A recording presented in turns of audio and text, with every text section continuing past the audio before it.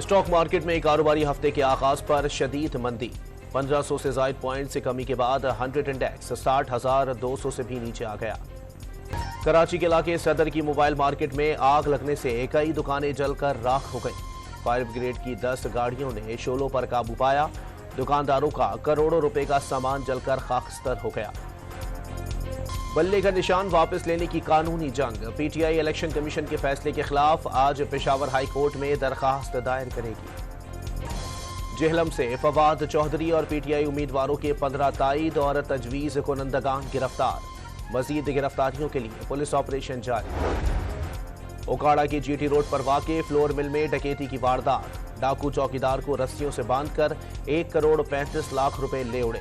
मुल्जिमान CCTV कैमरे तोड़कर footage भी साथ ले गए। कराची के इलाके शरीफाबाद में मुबैना पुलिस मुकाबला। एक डाकू जख्मी हालत में गिरफ्तार। इसराइल की गजा पर बमबारी से मजीद 250 फलस्तीनी शहीद हो गए। 7 अक्टूबर से जारी बर्बरियत में 20,600 से जायद शहादतें। हमास के हमलों में मजीद 2 इसराइली फौजी हलाक। जमीनी कार्रवाई में मारे गए फौजियों की तादाद 160 हो गई। और लाहौर में फिजाई आलूदगी में इजाफा। आलूदा शहरों की फहरिस्त में पहले नंबर पर आ गया। एयर क्वालिटी इंडेक्स 260 से जायद रिकॉर्ड। कराची तीसरे नंबर पर मौजूद।